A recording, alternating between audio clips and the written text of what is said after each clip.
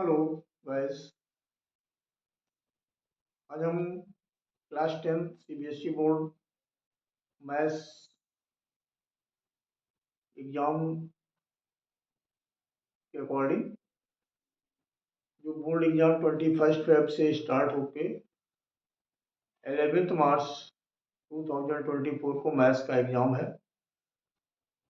तो आज सारा जो चैप्टर फर्स्ट से लेके लास्ट तक सारे इम्पोर्टेंट टॉपिक्स जो एग्जाम्स में क्वेश्चंस आते हैं जिस टाइप्स के उसको लेकर हमारे चैनल अननोन टू नोन से वीडियो बनाने जा रहे हैं। चलिए देखते हैं हम लोग पहले जैसे रियल नंबर या नंबर सिस्टम टॉपिक कहाँ शुरू किया।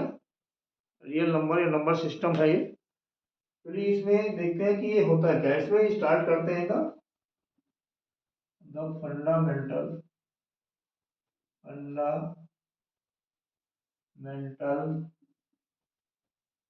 थ्योरम ऑफ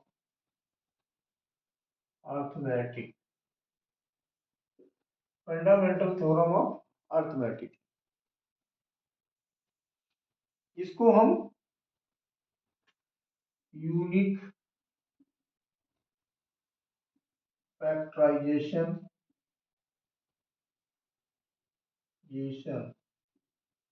थ्योरम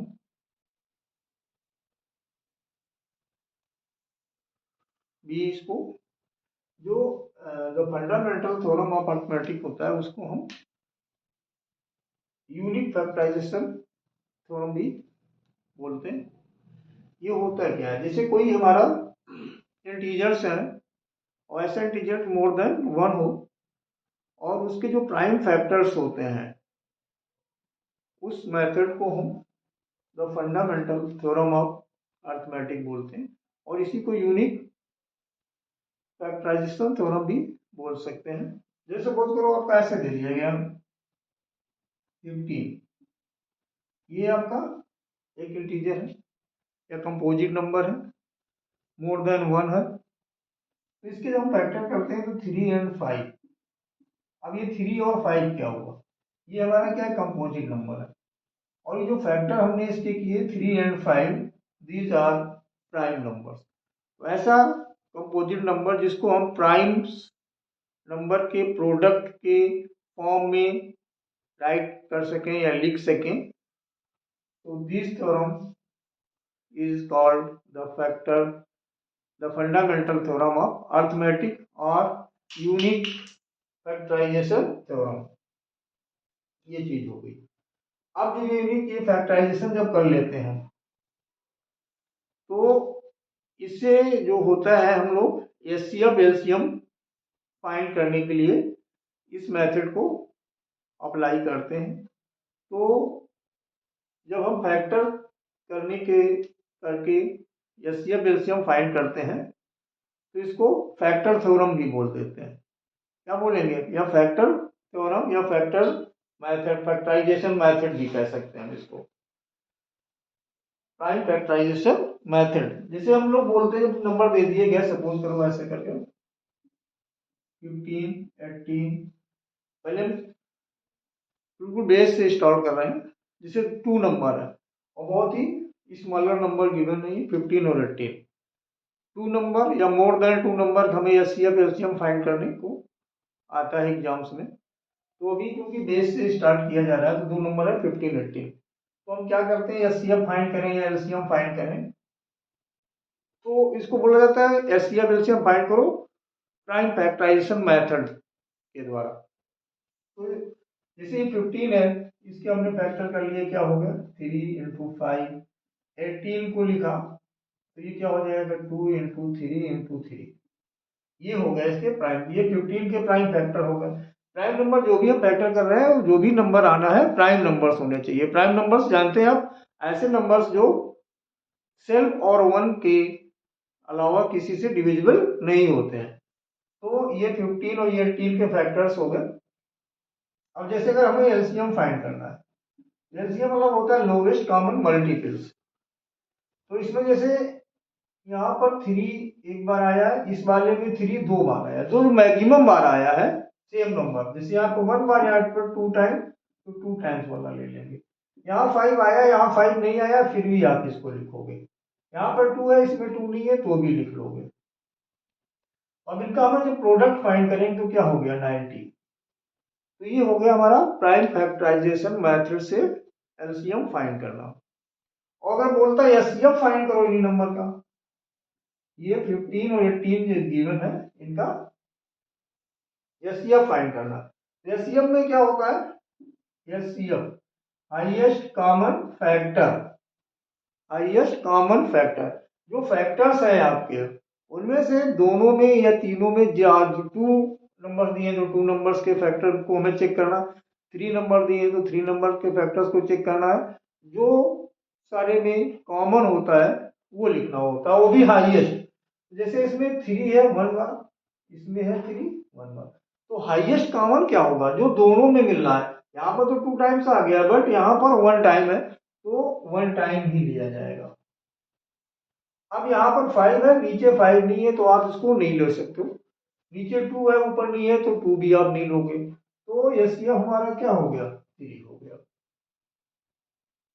तो इसको, ये जो अपने फैक्टर ये एचसीएफ एचसीएफ फाइंड किया, तो ये क्या हो गया, प्राइम फैक्टराइजेशन मेथड।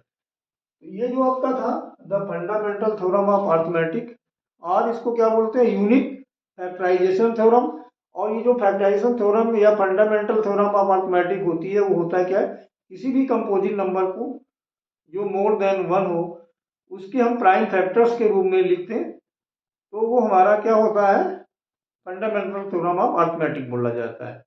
और ये जो फैक्टराइजेशन मेथड से हम गिवन 2 और मोर नंबर का जो हम एलसीएम या एचसीएफ फाइंड करें, तो वो हमारा द फैक्टराइजेशन मेथड भी बोलते हैं उसको।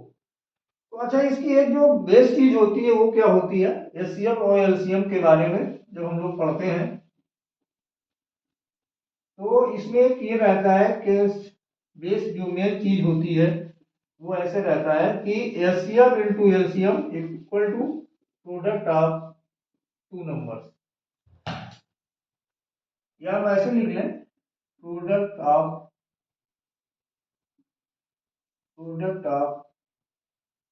2 नंबर्स इक्वल टू होता है एचसीएफ इंटू एलसीएम। तो जो 2 नंबर गिवन है, जैसे अभी हमने बोला था, एक नंबर 15 लिया था, एक 18 लिया था, प्रोडक्ट इनका मल्टीप्लाई कर दिया।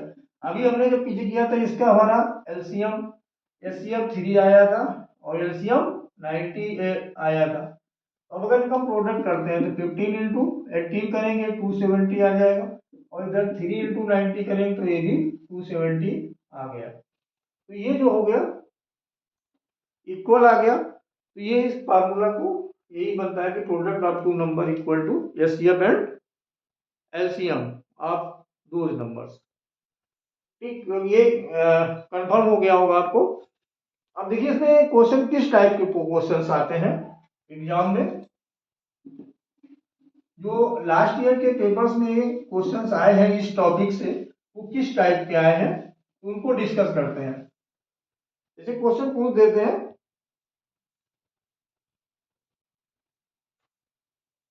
जैसे कोई नंबर दे दिया गया x into y equal to 180 and HCF दे दिया गया 3, एचसीएफ दे दिया गया इनका कितना 3, एचसीएफ ये x इंटू वाई है और ये x वाई का एचसीएफ है 3, और फाइंड क्या करने बोलेंगे, एलसीएम। क्लियर, क्वेश्चन क्लियर हो गया। ये क्वेश्चन है ऐसे कि 2 नंबर्स हैं एक्स वाई, उनका प्रोडक्ट दिया है एक्स वाई यानी एक्स इंटू वाई, और उनका एचसीएफ गिवन है 3। एलसीएम जब हम फाइंड करेंगे तो क्या करेंगे, प्रोडक्ट जो नंबर का प्रोडक्ट है, प्रोडक्ट अपॉन एचसीएफ कर देंगे। अब प्रोडक्ट है 180 और इसको हमें एचसीएफ दिया है 3, तो ये 60 आ जाएगा डिवाइड जब करेंगे, तो ये 60 हमारा क्या हो गया एलसीएम। सेम वे में अगर ऐसा आ जाए कि प्रोडक्ट गिवन हो, एलसीएम गिवन हो, एचसीएफ फाइंड करना हो, तो आप प्रोडक्ट को एलसीएम से डिवाइड करोगे तो एचसीएफ आ जाएगा। वेरी सिंपल क्वेश्चंस होते हैं। अब देखते हैं और इस टाइप के क्वेश्चन जैसे कैसे आ सकते हैं। जैसे पूछ दिया, एक नंबर दे दिया क्वेश्चन में, find the sum of exponents, exponents are power, find the sum of exponent of prime factors of prime factors in the prime factorization, in the prime factorization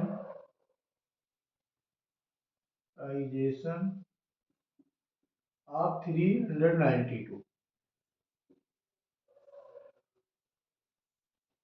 question given है, find the sum of exponent of prime factors in the prime factorization of 392।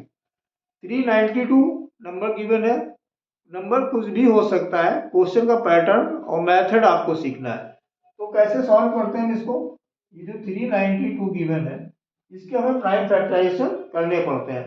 और prime factor हमको कैसे करना है, जैसे आप जानते हैं, इसको हम डिवाइड करके ऐसे देख लें कहीं पर, ऐसे 392, इसको 2 से करेंगे 196, फिर 2 से करेंगे 98, फिर 2 से करेंगे 49, अब इसके बाद 7 से, और ये 7 से हो जाएगा।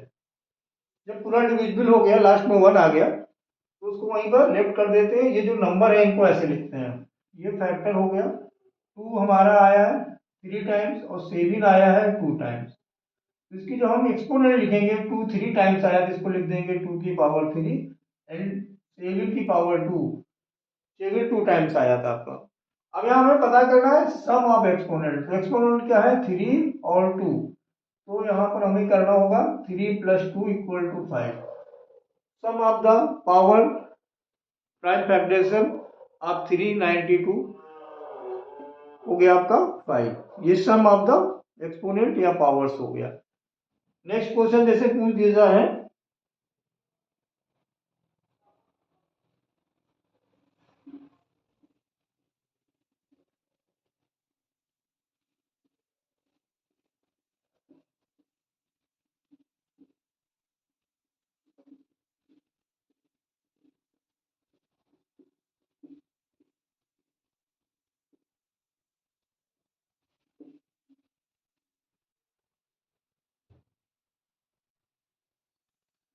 क्वेश्चन में दिया होगा एचसीएफ,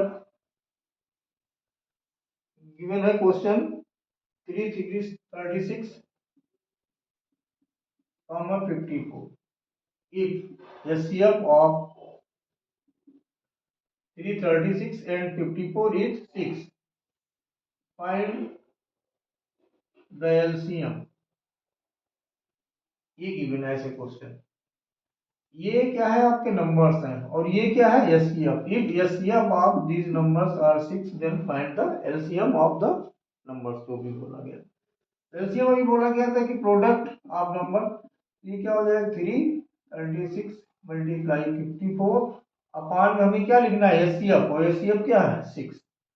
6 से आप इसको डिवाइड कर सकते हैं, 9 टाइम्स में हो जाएगा। अब 9 को हमें 336 से मल्टीप्लाई कर देना है, तो ये आपका 3024 आना चाहिए आई थिंक। तो ये जो आ गया, ये क्या हो गया आपका, आपका ये हो गया LCM.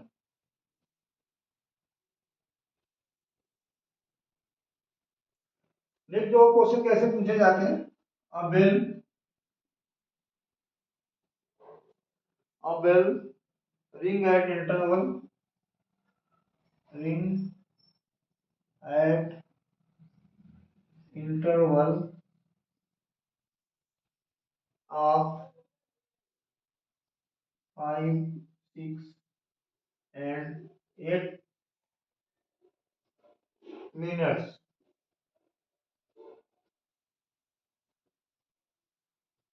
all these bell rings, all these bells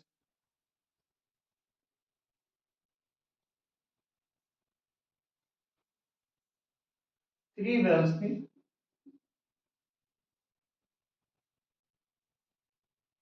all these wells ring at 6 a.m.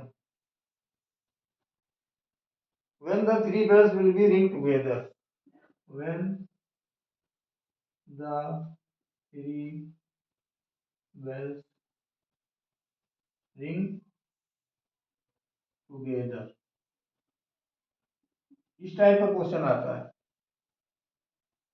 Question means है कि 3 वेल्स हैं जो 5, 6 और 8 मिनट्स के इंटरवल में या गैप में रिंग कर रही हैं, और अगर वो एक साथ 6 AM पर उन्होंने रिंग किया हो तो नेक्स्ट टाइम वो किस टाइम पर टुगेदर या साथ में रिंग करेंगी। ऐसी कंडीशन में देखिएगा हमेशा जो नंबर ये गिवन होते हैं इनका हमें एलसीएम फाइंड करना होता है। तो हमें क्या करना पड़ेगा, एलसीएम ऑफ 5, 6 एंड 8 ये फाइंड करना होगा। तो 5, 6 और 8 के जब एलसीएम फाइंड करेंगे, देखिए ये तो है आपका प्राइम नंबर और ये दो इवन नंबर है, इनमें 2 तो आपका कॉमन हो ही जाता है।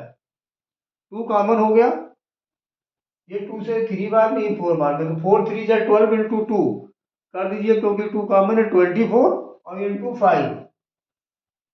5 यानी 120 इसका एलसीएम आ जाएगा 120। और ये था क्या, इसके साथ में मिनट्स था, 120 ये मिनट्स था। तो अब इसको क्योंकि टाइम हमारा दिया है 6 AM मानी in the morning, 6 AM 6 o'clock morning में ऑल बेल्स रिंग्स टुगेदर थी। तो अब हमें ये इसको मिनट्स को आवर में, क्योंकि ये मोर देन 60 है इसलिए हम इसको आवर में चेंज करेंगे। तो 1 आवर इक्वल टू क्या होता है, 60 मिनट्स। जो 120 मिनट्स आया है इसको हम 60 से डिवाइड कर दें तो ये हमारा हो जाएगा 2 आवर्स। और ये 6 AM पर एक साथ रिंग किए थी, इसमें हमें 2 और प्लस कर देना होगा तो आ जाएगा 8। और क्योंकि अभी ये 12 से लेस देन है तो AM ही रहेगा। इस टाइप का क्वेश्चंस एग्जाम में आता है। आते हैं नेक्स्ट क्वेश्चन पर।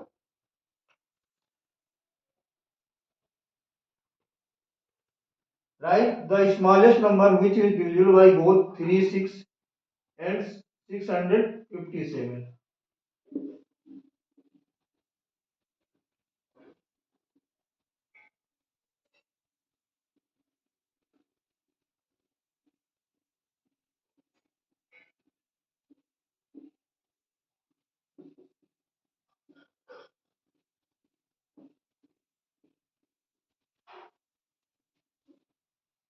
Write the smallest number which is divisible by both 306 and 657.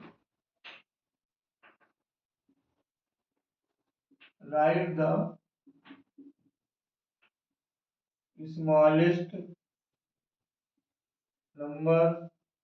smallest number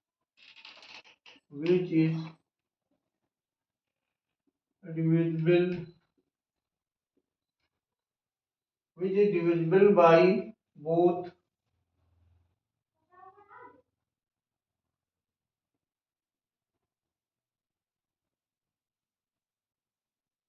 306 and 567। देखिए इस क्वेश्चन में क्या लिखा है, 306 एंड 507 है। ऐसा नंबर स्मॉलेस्ट बताना है जो इन दोनों से डिविजिबल हो। यहाँ पर क्या लिखा है आपका, स्मॉलेस्ट। स्मॉलेस्ट मीन्स सबसे छोटा, स्मॉलेस्ट, मिनिमम, लोवेस्ट, ये वर्ड जो है ये एलसीएम को शो करते हैं। स्मॉलेस्ट मीन्स लोवेस्ट, मिनिमम मतलब भी वही लोवेस्ट, एलसीएम होता ही है लोवेस्ट कॉमन मल्टीपल्स। जहां पर भी स्मॉलेस्ट, लोवेस्ट या मिनिमम वर्ड आ जाते हैं तो वहां पर आप क्या फाइंड करोगे, एलसीएम। इफ अगर आपको हाईएस्ट, मैक्सिमम या लार्जेस्ट वर्ड आ जाए तो आप क्या देखेंगे, वहां पर क्या फाइंड करेंगे, एलसीएम। तो ये 306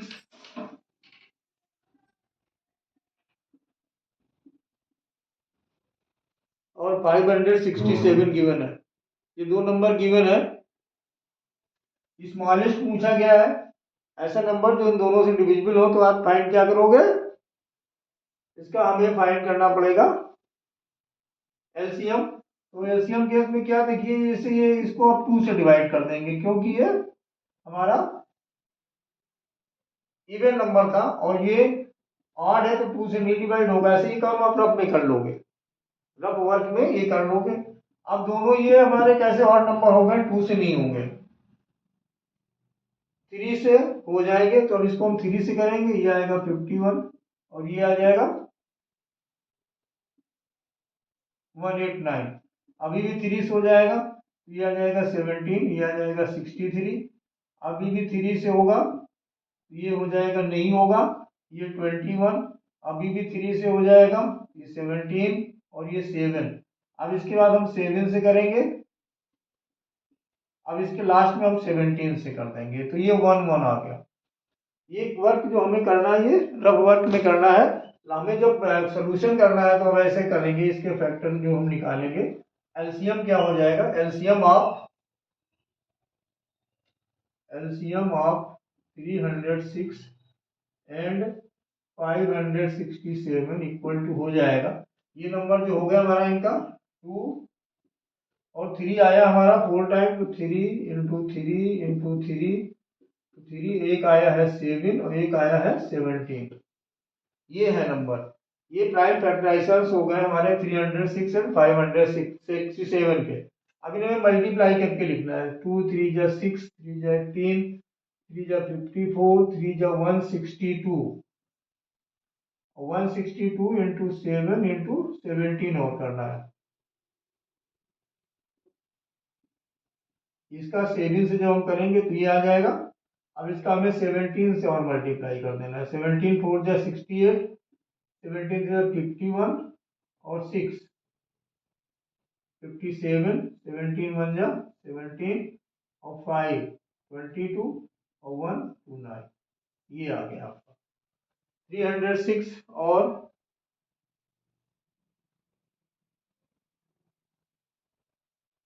जो हमारा ये 567 दिया था, इसका जब हमने एलसीएम फाइंड किया तो क्या आ गया ये। और जो एलसीएम होगा यही एक लोवेस्ट नंबर होगा, जो 306 और 567 वो से डिविजिबल होगा। इसके बाद तो बहुत सारे नंबर हो सकते हैं जो इनसे डिविजिबल होंगे, लेकिन लोवेस्ट में सबसे पहले जो डिविजिबल नंबर होगा वो ये होगा 19,278। इस टाइप के क्वेश्चन एग्जाम्स में आपसे पूछे जाते हैं। अब आते हैं, ये तो एलसीएम एचसीएफ से रिलेटेड जो भी क्वेश्चन है ये कई टाइप से आते हैं, कभी एचसीएफ पूछ देंगे, कभी एलसीएम। आपको बस इनकी बेसिक चीजें ध्यान में रखना है। एचसीएफ मतलब जो बोला जाए लार्जेस्ट, हाईएस्ट, मैक्सिमम, और एलसीएम में जब मिनिमम, लोवेस्ट और स्मॉलेस्ट आ जाए या लीस्ट आ जाए तो उसको हमें एलसीएम फाइंड करना है। इस टाइप के बहुत सारे जैसे क्वेश्चंस आपके आएंगे और सब में आपको करना क्या है, यही चीजें मेन ध्यान रखनी है। अब जैसे इसमें बोल दिया गया if, next question, if HCF of 144 and 180 is expressed in the form, is expressed in the form of 13m minus 16, 13m minus 16, then find the m value of m। इसमें ये दो नंबर गिवन है और ये बोला गया उसका HCF ये दे दिया गया 13m माइनस 16, एम के फॉर्म में दे दिया गया। और जब इस फॉर्म में दिया गया तो बोला कि इसका m की वैल्यू क्या होगी ये पता करना आपको। देखिए हमें पहले क्या करना है, 144 और जो 180 गिवन है इसका एचसीएफ फाइंड करना है। आप प्राइम फैक्टराइजेशन मेथड कर लें, डिवीजन मेथड से कर लें, कैसे भी कर लें, लेकिन करना पड़ेगा आपको।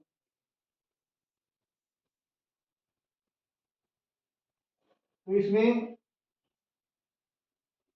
2 2 जा 4 3 जा 12, 2 2 जा 4 3 जा 12, क्योंकि 144 12 का स्क्वायर होता है, तो आप ऐसे कर सकते हो, यानी 2 हमारा आ गया 4 टाइम और 3 आ गया 2 टाइम।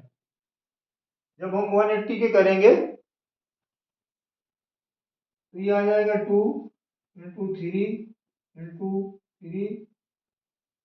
ऐसे लिख सकते हैं, 2 इंटू 2 इंटू 3 ये हो गया हमारे फैक्टर।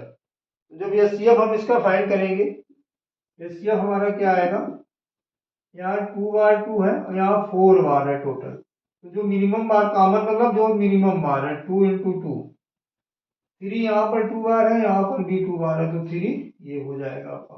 5 इसमें नहीं है तो कॉमन में नहीं आएगा एचसीएफ के केस में, इनका हमने प्रोडक्ट करें तो ये आ गया 36, यानी जो 144 और 180 आया इसका एचसीएफ फाइंड किया तो आ गया 36, और एचसीएफ यहाँ पर गिवन क्या था 13 m माइनस 16, ये और ये हमारी इक्वल करना है इसको, ये पहले तो हम यहाँ लिख फाइंड कर लेंगे ऐसे करके, एचसीएफ ऑफ 144 एंड 180 इक्वल 36, और अकॉर्डिंग टू क्वेश्चन जो लिखा गया हमारा 13 m माइनस 16 इक्वल टू ये, इसको आपको सॉल्व करना है।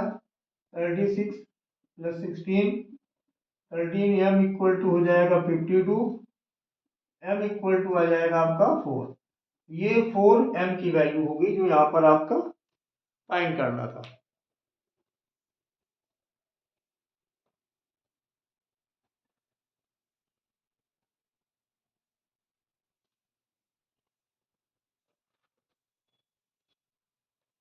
नेक्स्ट क्वेश्चन जैसे आता है आपका,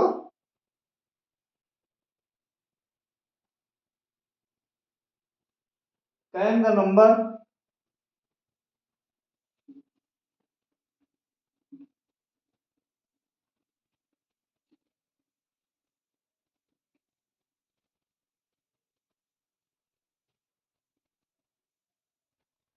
can the number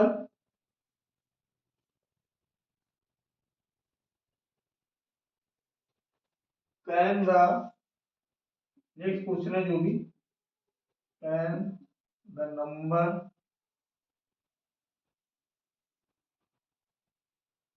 6 की power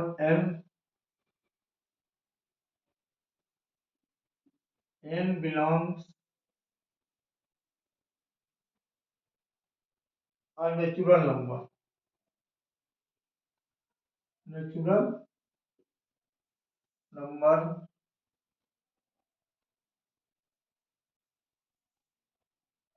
end with the digit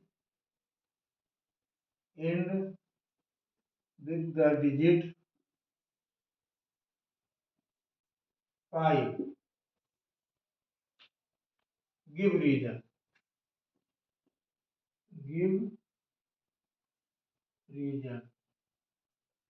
ये बोला गया 6 की पावर 1 n है, n belong to a natural number. Natural number क्या होता है, नेचुरल नंबर आपको जान नॉलेज होगा, ये स्टार्ट फ्रॉम 1 टू इन्फिनाइट तक, नेचुरल नंबर जो होते हैं 1 से स्टार्ट होते हैं और इन्फिनाइट नंबर्स तक रहते हैं। अभी बोला गया है कि ये नेचुरल नंबर, और ये तो नेचुरल नंबर है, अगर होल नंबर बोलना जाता है तो ये देख लें, होल नंबर ये 0 से स्टार्ट हो जाता है इन्फिनाइट तक, ये दोनों में डिफरेंस होता है। नेचुरल नंबर यानी n जो पावर है वो नेचुरल नंबर है 1 2 3 कुछ भी, और बोला गया है क्या उसमें 6 की पावर n है, तो ये क्या कभी एंड विथ जो डिजिट आएगा 5 हो सकता है। तो ये जानते हैं कब किस केस में होता है,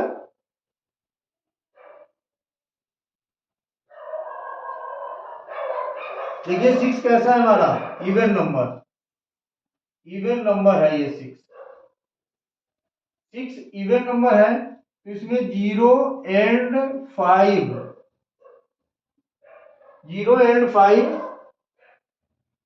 एंड विथ 0 और 5, then it must have 5 as a factor, 0 और 5 तभी आता है, then the 0 and 5 end with 0 and 5 when the factor must be 5, must be 5। मतलब जो ये 6 है इसका हम जब फैक्टर करते हैं, 6 का जब प्राइम फैक्टर करते हैं तो क्या आता है 2 एंड 3, इसमें 5 नहीं आ रहा है, तो ये हमारा जो है ये कभी भी एंड विद 0 और 5 नहीं हो सकता है।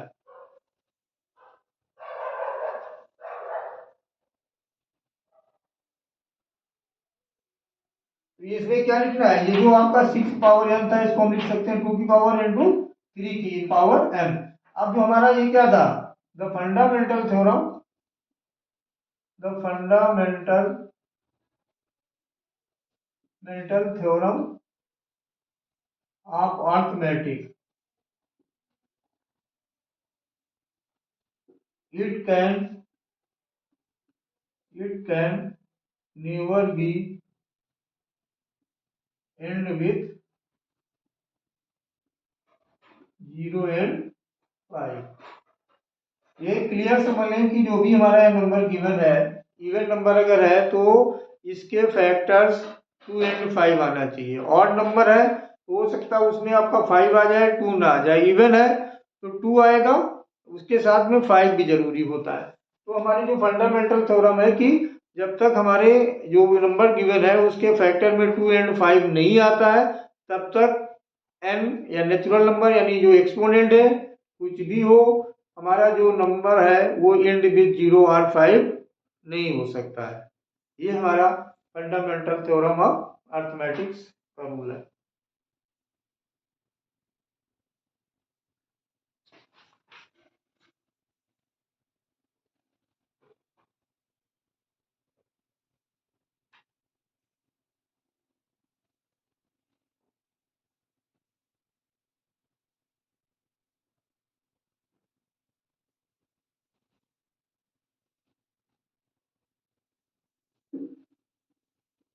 और देखिए क्वेश्चन कैसे आते हैं, रेशनल और रिलेशन से रिलेटेड क्वेश्चन पूछे जाते हैं।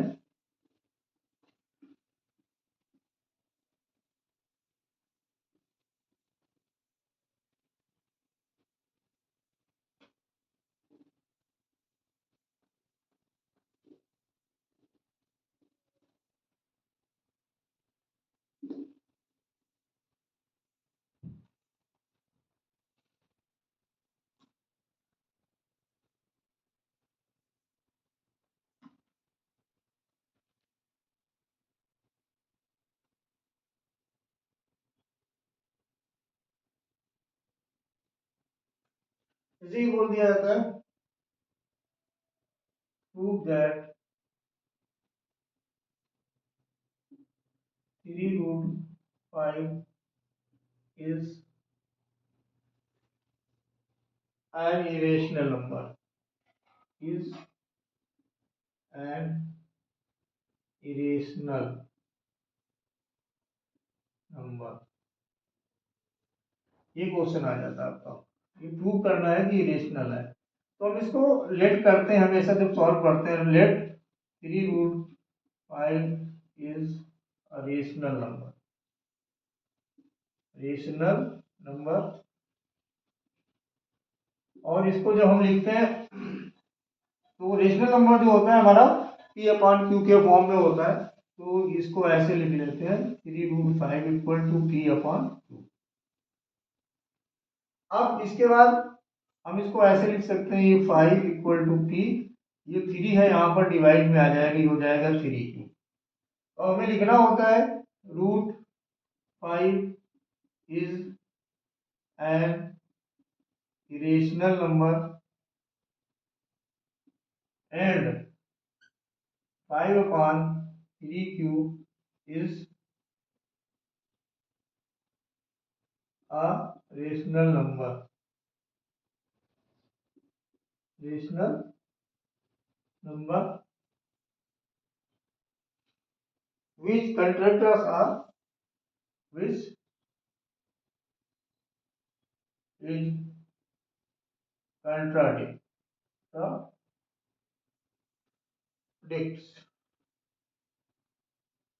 or assumption।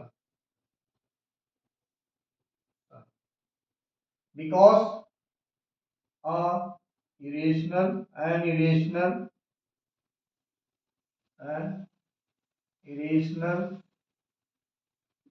number and a rational number never be equal. never be equal. ये आ गया. ऐसा कोई भी नंबर हो सकता है, उसको आपने पहले तो रेशनल लेट कर लिया, फिर उसको ऐसे सॉल्व किया. तो ये हमारा इरेशनल है क्योंकि रूट 5/a परफेक्ट स्क्वायर नहीं इरेशनल हो गया, और ये हमारा p/q के फॉर्म में रेशनल हो गया. अभी बीच में इक्वल लगा है तो हम जान we know that are rational number and an irrational number be never equal. जो हमने लेट किया था कि रेशनल है, ये कंट्राडिक्ट्स आवर assumptions है. Therefore we can prove that 3√5 is a rational number. आपको बस इसके बाद लिख देना 3√5 इज एन इरेशनल नंबर. ये हो गया इसका हो गया.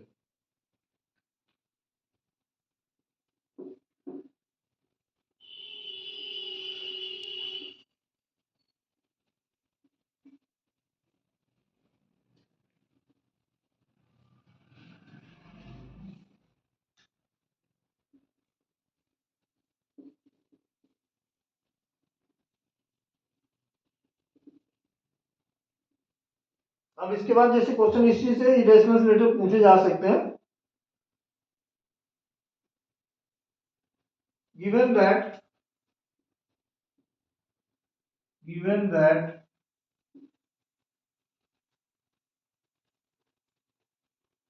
given that root 3 is an irrational, prove that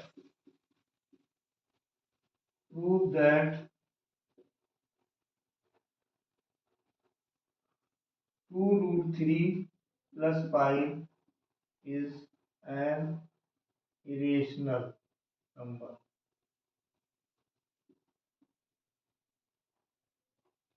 तो ये गिवन है कि √3 अगर इरेशनल है तो हमें प्रूव करना है कि 2√35 is also a irrational number. तो हम लेट करते हैं 2√3 plus 5 is a rational number.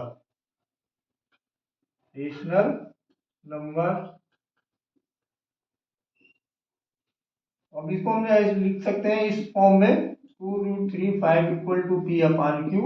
क्योंकि हमने इसको रेशनल लेट किया है तो रेशनल हमारा क्या होता है p/q के फॉर्म में होता है. अब इसमें हम जो करेंगे वो क्या हो जाएगा 2√3 इक्वल टू हो सकता है हमारा p/q माइनस 5. ये जो रेशनल है इसको हम उस तरफ ले गए तो ये हो जाएगा 2√3 इक्वल टू p माइनस, इसका एलसीएम ले लेते हैं 5q/q. ये जो आ गया, फिर इसके बाद हम लिखेंगे √3 equal to p minus 5q/q. और इसके साथ जो ये मल्टीप्लाई में 2 है रेशनल है उसको हम यहाँ पर डिवाइड में आ जाएगा. फिर ये कंडीशन वैसी बन गई जो अभी पीछे के क्वेश्चन में बताया गया था कि ये हमारा p/q के फॉर्म में है. अब उतना ही नोट करना है कि ये हमारा कंट्राडिक्ट assumptions हो गया क्योंकि ये रेशनल नंबर है और ये इरेशनल नंबर है. Rational number and irrational number never be equal. There is contradicts our assumption, so that 2√3 plus 5 या माइनस 5 कुछ भी क्वेश्चन में गिवन हो, कोई भी नंबर रूट में हो, √3 हो, √5 हो, √7 हो, √11 हो, तो वो फिर हमारा ये हो जाएगा. Therefore 2√35 plus 5 is a irrational number. ऐसे आप इसको प्रूव कर सकते हो.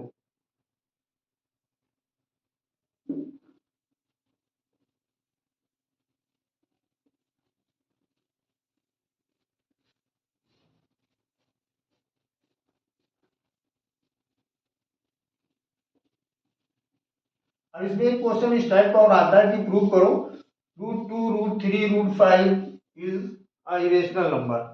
इसमें प्रूव करने को क्या आएगा √3 या 2√3 या √5 √7 ऐसा कुछ भी आ जाएगा. वो बोलेगा कि प्रूव करिए कि ये इरेशनल है.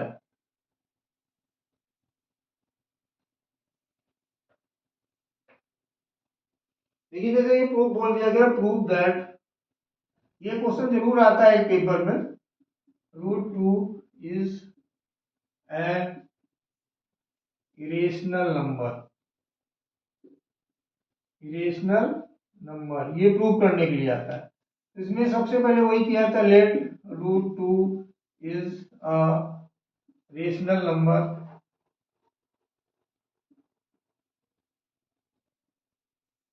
जब रेशनल नंबर है तो इसको हम ऐसे लिखेंगे नेक्स्ट स्टेप में कि P upon Q,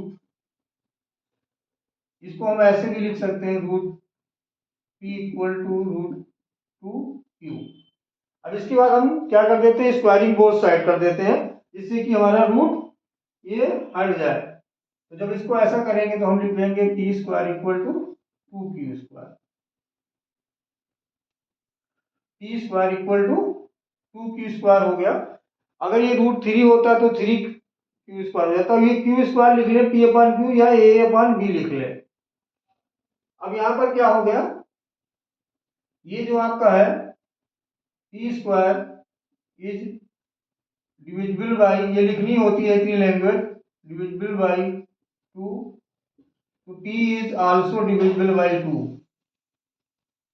p is divisible by 2, p square is divisible by 2, तो p is divisible by 2। एक अब इसके बाद हम लेट करते हैं यहाँ पर a इक्वल टू टू सी, ये रूट टू है तो टू सी करेंगे, ये रूट थ्री होगा तो थ्री सी करेंगे, रूट फाइव होगा तो फाइव सी करेंगे। अब यहां पर हम आ जाएंगे इस जगह पर, तो ये क्या हो जाएगा हमारा, ए नहीं था यहाँ पर, p इक्वल टू वन, ये लिख लिया, ये कर लिया था तो ए लिख लिया, नहीं तो p इक्वल टू टू सी लिख लेंगे,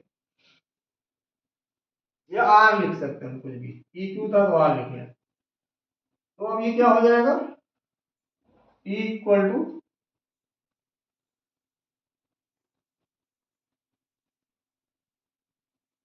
तो हमारा जो ये था root two q, root two q equal to p की जगह क्या हो जाएगा टू आर। अब फिर जब इसका हम स्क्वायरिंग बोथ साइड करेंगे तो ये हो जाएगा, स्क्वायरिंग बोथ साइड जब करेंगे तो हो जाएगा two q square equal to four r square. यहाँ पर हम लिख लेंगे q square equal to two r square. फिर वही पे कंडीशन आ जाएगी कि ये q square is divisible by two, q square is divisible by two, तो q is divisible by two भी हो जाएगा।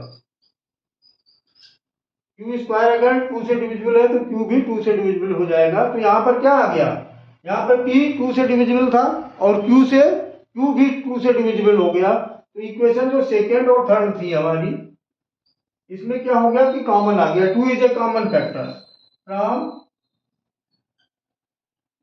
Equation second and third, we get two is a common factor,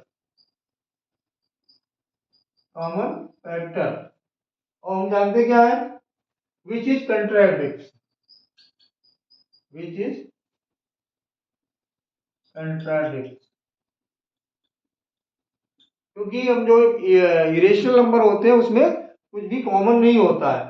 तो हम ये बात लास्ट में ये लिख देंगे कि हमने जो लेट किया था ये रेशनल है, ये कंट्राडिक्ट हो गया, तो root two is an irrational number हो जाएगा आपका। बस थोड़ा सा ध्यान देने की बात है, जैसे रूट टू है तो इसको हमने पी अपॉन क्यू या ए अपॉन बी के फॉर्म में लिख लिया। अगर ए अपॉन बी लिख लिया तो ये हमारा, जब हमने क्लास मल्टीप्लाई किया तो पी इक्वल टू क्या होगा रूट टू क्यू, यहाँ पर हमने स्क्वायरिंग बोथ साइड कर दिया, स्क्वायरिंग बोथ साइड, ठीक है, स्क्वायरिंग बोथ साइड किया तो ये चीज आ गई। तो जो P square is divisible by to, अगर पी स्क्वायर टू से डिविजिबल हो रहा है तो पी भी टू से डिवाइड हो जाता है।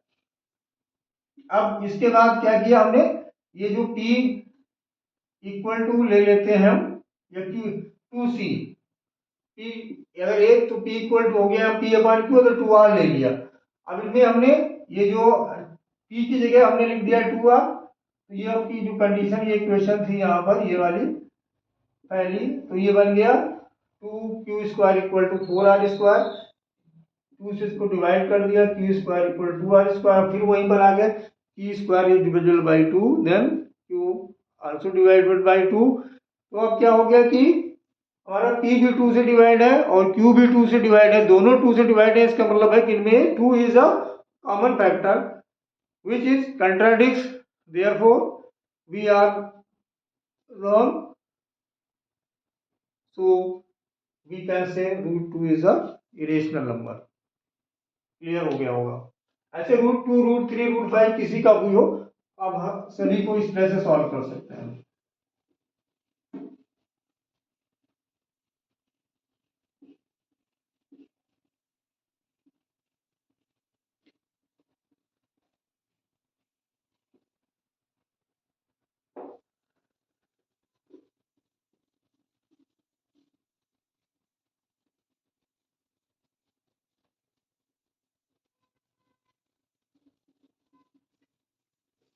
अब देखिए इस टाइप के रेशनल टाइप के नंबर जो थे वो तो आपके इसी टाइप के क्वेश्चन पूछे जाते हैं रेशनल इरेशनल से।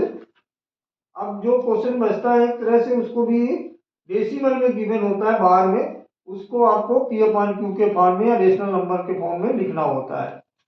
कैसा क्वेश्चन होता है, जैसे कि मान लीजिए कहीं पे लिख दिया गया आपका 0.43 बार, इसको बोल दिया गया कि पी अपॉन क्यू के फॉर्म में लिखो या रेशनल के फॉर्म में लिखो। इसको देखो हम क्या करते हैं, एक्स इक्वल टू ले लिया 0.4, ये 3 का मतलब होता है रिपीटिंग है, तो वैसे आप जितने टाइम चाहे लिख सकते हैं। अब इसको हम क्या करेंगे, 10 से मल्टीप्लाई पहले करते हैं बोथ साइड, तो 10x इक्वल टू हो जाएगा 4.33। ये तो पहली इक्वेशन थी, अभी होगी हमारी सेकेंड। अब देखिए हमको अगर डिवाइड करना चाहे, माइनस करना चाहे, तो इससे ये नहीं हो सकता क्योंकि इसमें पॉइंट के बाद 33 इसमें 433 है। अब इसमें 100 से कर लें या इसमें 10 से कर लें, तो आपका क्या आ जाएगा, जब इसमें हम 100 से मल्टीप्लाई करेंगे हो जाएगा 100x इक्वल टू 43.333, तो कितने बार भी लिख सकते हैं। अब इनको हम सब्ट्रैक्ट कर दें, ये जो इक्वेशन सेकेंड और थर्ड है इनको हम सब्ट्रैक्ट करेंगे तो आएगा 90x इक्वल टू पॉइंट के बाद तो 0 0 आ जाएगा, 43 में 4 माइनस करना है 39, x इक्वल टू आ जाएगा 39 अपॉन 90, 3 से डिविजिबल है तो ये हो गया 13 अपॉन 30। तो x अब जो हमारा आया है वो क्या हो गया 13 अपॉन 30। ये क्या हो गया आपका रेशनल नंबर या p अपॉन q के फॉर्म में इसको लिख दिया।